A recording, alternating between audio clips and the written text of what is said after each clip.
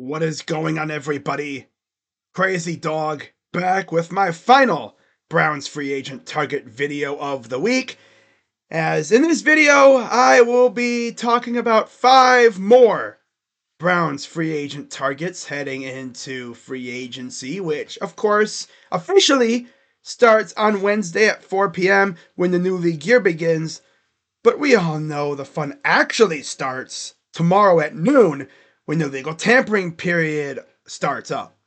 And for anyone who's new to the NFL, maybe you just started watching a few months ago and you're wondering, what the heck is the legal tampering period? Well, to put it like this, it's when agents and teams can start negotiating contracts. And the important thing to remember is players can agree to a contract starting tomorrow at noon, but it's not official until Wednesday at 4 p.m. when the new league year begins. That's when said player can go to either his new team or maybe his old team, because we are seeing quite a few retentions going on. Re-signings are happening. Wouldn't be mad if the Browns did that with Nick Chubb. Not gonna lie. But yeah, starting on Wednesday at 4 p.m., players can go to their team's facility, whether it's his new team or his old team, and he can go sign on the dotted line and make it official. That's just the way it is. So, yeah, the fun begins tomorrow at noon. And of course, if there are any Browns rumors that come out regarding potential targets, I have a video for it. It's what I do, right? So, see what happens, I'm kind of curious, especially following this Myles Garrett extension. What is Andrew Berry planning? Because remember, Myles Garrett wanted to leave because in his mind, the Browns weren't being serious about contending. Huh. Interesting. Maybe Andrew Berry told him a little something about the quarterback situation. Maybe he's been talking to some players and they were wondering if he was going to stick around. Who knows? Guess we'll have to wait and find out. Now, the interesting thing is, in an article I saw shortly after it was announced, Miles literally said, I want to get this done now so I can begin recruiting other free agents to come play with me. Okay. All right. Now, perhaps the funniest thing is the fan bases that wanted him on their team are now doing the classic switch up, saying, we never wanted him anyway. Happens all the time. Man, that's tough, but you love to see it.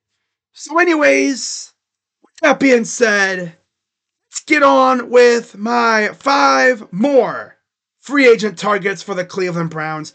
And I figured, what better way to start off this list, speaking of Myles Garrett, than talk about another pass rusher to go alongside him. And that pass rusher is none other than former Georgia Bulldog and New York Giant, Azeez Ojulari. You look at Aziz's background, right? He'll be turning 25 in June. So, again, he fits Andrew Berry's age parameter, right? He likes players that are going into their second contract, right? They're still in their prime. And Azeez Ojulari has so much untapped potential. If you put him next to Myles Garrett, I think he would feast. Oh my God, he would go crazy, right? Now, he was drafted by the Giants in the second round in 2021. So, he's been there for a little bit. They had him partnered with Kayvon Thibodeau, and of course they have Burns over there now. So he kind of fell out of the rotation a little bit. Now, you look at Ojulari's stats, and yeah, he hasn't really done much. Rookie year, he did really good. Played in every game. Started 13. Had a forced fumble. 8 sacks. Damn good numbers, if you ask me. Right? Especially because they had him at linebacker. That's another thing. What if we have him come here and play linebacker? Well, no, he'd come here and play a pass rusher. Yeah. I think because maybe they were running a 3-4 or something. But yeah, you see, he goes to defensive end in 2022, has 5.5 sacks. 2023, 2.5. And then this past season, he had 6. So, okay, that's cool. I think he would wreak havoc next to Myles Garrett. And then imagine the Browns go out and draft Abdul Carter. Oh my God, bro. That's called overkill. But on a serious note, I would not mind Azeez Ojulari, especially depending on the price tag, right? We don't have to overpay for him to come here because I know the record speaks volumes, but a lot of the players have been saying, we're like 1 or 2 pieces away. That's probably a big selling point to a lot of these free agents. We're like 1 or 2 pieces away from legit being a serious contender. All we really need is a damn good quarterback, and this team can go far. All the games we lost last year were because of horrible QB play. If we had a decent quarterback like Jameis, we'd probably win a couple of those games. We're probably picking like near the middle of the pack or something in the draft instead of top 3 again. But yeah, I would not mind Azeez Ojulari as our pass rusher number 2 next to Myles, or even pass rusher number 3. But we'll see what happens there. But I'm sure Azeez will get a decent sized bag from somebody because he has potential for sure. All right, the next player I'm going to talk about is on the offensive side of the ball. And speaking of the quarterback position, talk about a potential weapon for said quarterback. And I'm going with a former rival, as I'm going to be talking about former Cincinnati Bengal and Tennessee Titan, Tyler Boyd. Now, you look at Tyler Boyd's background. He's 30 years old. He'll be 31 in November. Drafted out of Pitt by the Bungles in the second round in 2016. He's a solid number 2, number 3 receiver. I think if the Browns brought him in, he would probably go to be our number 3. Because right now, Cedric Tillman, I think, is slated to be our number 2. And is he up there with Cedric? I think he'd probably be like our 2A, more likely. I don't know what the heck's happening with Cedric. He didn't play at all really the last couple games because of a concussion. I don't know how he's going to do coming off that concussion. And if the Browns do what they always do and trade for a receiver, Tyler Boyd can come in and be our receiver 3. There you go. Now, you look at Tyler's stats. Overall, he's been solid. Of course, he's coming off a year where he didn't get in the end zone at all. He did play in 16 games, started 8 of those, had 390 yards on 39 receptions. So, didn't really get the ball a whole lot. But he could be a solid weapon for somebody like the Browns. Yeah, for real. I think he can be a solid weapon for us. But yeah, we'll see what happens there. But he is kind of old. I don't know if Andrew Berry would be willing to fork over money for that. It'd be a good way for Tyler Boyd to get back on track in his career, even if he comes in on like a 1-year deal and, it's like a show me, prove it deal. He comes here, he balls out, and then he gets a decent bag from somebody next year. We'll see. So, I talked about a receiver here. Let's talk about a quarterback. And it's a quarterback that we are familiar with. We played against him for many years. And then out of nowhere, a couple years ago, he played for the Browns. Technically, it would have been not this past season, but the season before. And you already know who I'm talking about. Joe freaking Flacco. Do I need to say anything else about Joe at this point? Here's his stats. You already know. He's an old man. He's been doing it forever, right? He came to Cleveland off the couch, led us to the playoffs, and then he took a ginormous dookie right at midfield in Houston, completely crapped himself. Goes to Indy. Doesn't really do much backing up Anthony Richardson. Yeah. As you see, he actually won the Comeback Player of the Year award with the Browns. But yeah, when I want Joe Flacco, I mean, there's better options. Obviously, like I'm all for Kirk Cousins. But if it's like Joe Flacco or Jimmy G or freaking Daniel Jones, I mean, honestly, give me Joe. For real. But I'm not even going to go over his background because we already know about him, right? Like I said, he played here before. We know a lot about him. It's whatever, you know. Mind Joe Flacco, but like again, he's not my number one choice. No. I don't even know how many more years he even has left, to be honest. Now the next guy is the guy that I would want blocking for my quarterback, whoever that may be. And I'm talking about none other than former Alabama Crimson Tide, Jacksonville Jaguar, and Minnesota Viking, Cam Robinson. Now, taking a peek at Cam Robinson's background, he's 29, so again, he's kind of up there, born on October 9th, so he'll be 30 in October, right as the season's really getting going. And he was drafted by the Jags in the second round in the 2017 NFL Draft out of Alabama.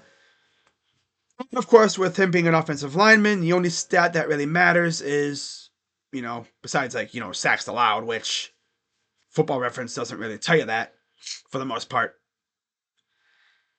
But let's take a look at, games played and stuff. Has he been able to stay on the field? And as you see, he's coming off a year where he played in every single game. Jacksonville and Minnesota. In fact, let me do this real quick. There you are. There you go. Okay. There you go. Now you get a more in-depth look. So, yeah. He started every game. Good stuff. That's all that really matters, right? He was able to stay on the field. I mean, he's been pretty good at that. He's had some injury issues, but yeah, he's been pretty good lately. And especially with the Browns getting a new and seemingly more serious O-line coach, I think he could have a good year with us. I could still see the Browns also drafting one, but also don't forget they have DeJuan Jones. So now that I think about that, you get Cam Robinson, you have him play left tackle until DeJuan is ready to go, and then you can have Cam be like that swing tackle. So I don't know if he'd be willing to do that. But I mean, if he was, I'd be down for that for sure. And then to wrap up this series, we are staying with the Vikings with another guy named Cam, but on the defensive side of the ball, at a position that I really think the Browns are going to address multiple times in the draft as well, besides free agency. And that is former Cal Golden Bear, yeah, and Minnesota Viking, Cam Bynum. Yep. Now, Cam Bynum, he'll be turning 27 in July out of Cal, drafted by the Vikings in the 4th round in 2021. All right. So, that's cool, right? And you look at his stats. Sorry, I got partially distracted by a tweet I saw. Always happens. So you look at his stats coming off 3 straight years of playing in and starting every game. So you don't have to worry about availability with him. Even in his rookie year, he played in 14 games, started 3, coming off a season where he had 3 interceptions. You put him next to Grant Delpit. I think he'd be really damn good, for sure. Right? He'd be a solid safety, addition, especially for the right price, which I don't think he'd be that expensive either. I mean, compared to Javon Holland and the others, I think he'd be a low-key bargain. Right? Who are some other names you'd be looking at? I mean, Trayvon Merrick, or I think that's how you say his last name, or like Hufanga, and there's a few others as well, like maybe Julian Blackman or something. You know, I would say like Javon Holland for sure, but he's probably going to get a gas bag from somebody. But yeah, so I think safety is going to be the one spot that I think the Browns will spend big money on because they need a starter to go alongside Grant. They're going to sign a starter, and they might even sign a guy like an older vet, maybe like a Quandre Diggs or something, to be like the Rodney McLeod role. You know, come in as like a third safety every once in a while and be a reliable depth option if, crap hits the fan, right? Because Rodney McLeod stepped up big time when needed last 2 years. So, yeah, I think we could do that, but Cameron Bynum would be a solid starter to go alongside Grant Delpit. You have Ronnie Hickman too. So, yeah, that is it for another year of free agent targets for the Browns, and we'll see what they do. And of course, if there's any rumors that come out, I did see Tony Grossi posted a tweet talking about over the last few hours, few days, the Browns were connected to like Jimmy G, Carson Wentz, and what was it, Kirk Cousins. Okay, Tony. Kirk Cousins I'd be down with. Wentz, I wouldn't mind as a backup. But Jimmy G, is this freaking 2018, 2019? Nah, get out of here. So, yeah, that's it for another year of free agent targets. Can't wait until I get 0 of these right, especially with these guys re-signing.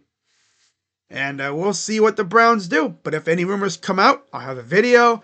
And then starting tomorrow at noon, the signings can start popping off. We'll start seeing Adam Schefter and Ian Rappaport tweeting about player and team have come to an agreement on a whatever year deal worth however much. Hopefully the Browns get active because they paid their best player and now they need to go out and make the team, because there are definitely some holes to fill. And I know Miles is going to do his part to help recruit guys to get them over here. Because obviously, if I'm a pass rusher, I'll come play with him, bro. I mean, he's one of the best ones out there, if not the best. He was in the running again for DPOY. He might try to win it again next year, right? But, people are going to be like, oh, but they went 3-14. They're ass. But you look at what happened last year. This freaking team was injured to hell and back, and our quarterback legit forgot how to play the sport until he got hurt. We were never truly fully healthy all year until it was too late. So, if Andrew Berry actually turns into a serious GM and he goes out and he adds some legit dogs to this team on both sides of the ball, we could be right back where we were 2 years ago. Looking at a playoff team. Because this team has potential, for sure. Especially with Kevin taking back the reins of the offense. This would be his offense again. This ain't going to be no Ken Dorsey bullcrap.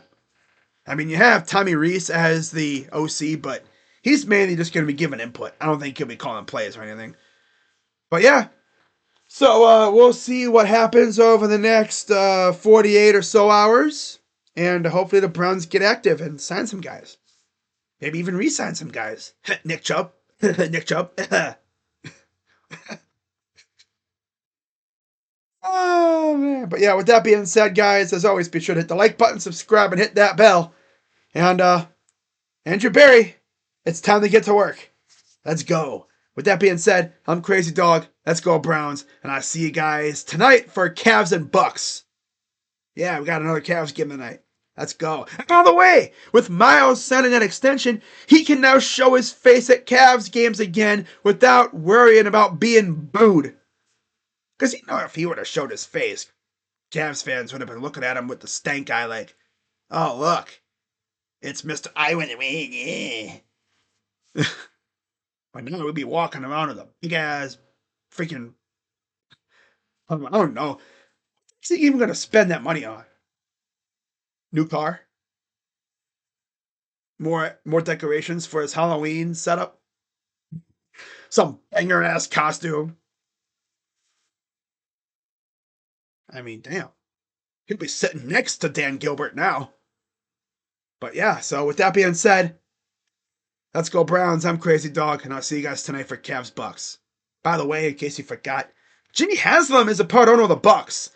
So, like I saw on Twitter, technically, the part owner of the Bucks just paid a crap ton of money to the part owner of the Cavs, and their teams face off tonight. Oh, brother. All right. See you guys later. I'm Crazy Dog. Let's go Browns. And I'm out. See you guys tonight. Bye-bye. Yeah.